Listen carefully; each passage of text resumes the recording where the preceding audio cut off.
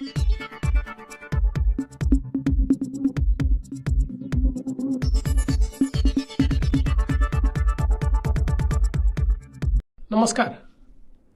महाराष्ट्रातील 12 जिल्हा परिषदांच्या येत्या 7 फेब्रुवारी 2026 रोजी निवडणुका होत आहेत. माझे सहकारी आणि राज्याचे उपमुख्यमंत्री अजितदादा पवार यांचे दुःखद निधन झाल्याने मी राज्यात एकही प्रचारसभा घेणार नाही असा निर्णय घेतला होता. त्यामुळे मी संपूर्णतः प्रचारापासून दूर राहिलो.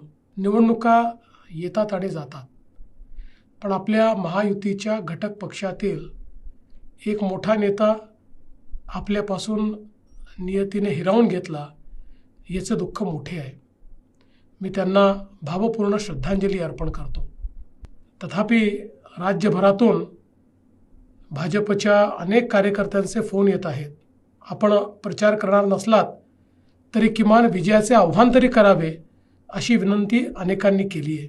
मी या जिल्हा परिषदांमधील मतदारांना इतकेच आव्हान करेन, मोठ्या संख्येने मतदानाला बाहेर पडा.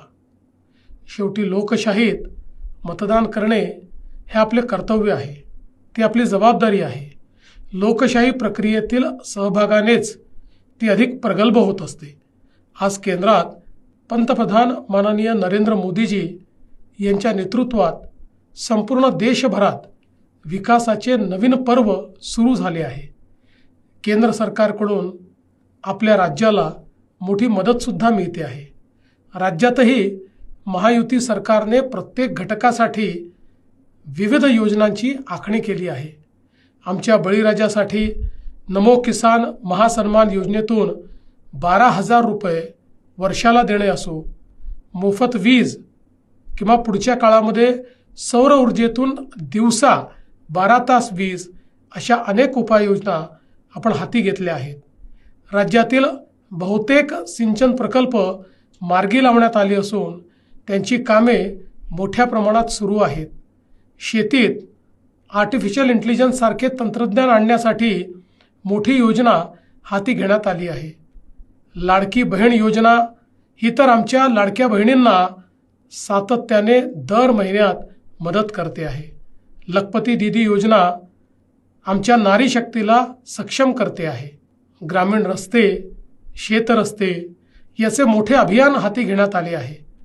महसूल विभागाच्या माध्यमातून शेतकऱ्यांच्या, गावकऱ्यांच्या हिताचे अनेक निर्णय घेण्यात आले आहेत. प्रक्रिया सुलभ करण्यात आल्या आहेत. मी नुकताच दावोसला जाऊन आलो. आज अनेक जिल्ह्यांमध्ये मोठ्या प्रमाणात गुंतवणूक होते आहे. अन्न प्रक्रिया, शेती, डेअरी, पशुपालन, मत्स्य व्यवसाय असे अनेक उद्योग सुरू झालेले आहेत. काही नव्याने येत आहेत. विविध समाज घटकांसाठी सुद्धा अनेक योजना राबविल्या जात आहेत. विकास प्रक्रिया गतिमान राखण्यासाठी लोकशाहीमध्ये जनतेची मजबूत साथ हवी असते. ती साथ आपण द्याल. जिल्हा परिषद असो की पंचायत समिती असो, प्रत्येक ठिकाणी रिंगणात असलेल्या भारतीय जनता पक्षाच्या उमेदवारांना आपण प्रचंड बहुमताने निवडून द्याल हा मला पूर्ण विश्वास आहे. आणि तेच आव्हान करण्यासाठी मी आपल्यापुढे या व्हिडिओच्या माध्यमातून आलो आहे.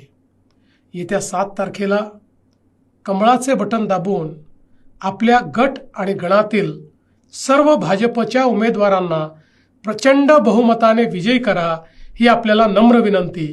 जय हिंद, जय महाराष्ट्र.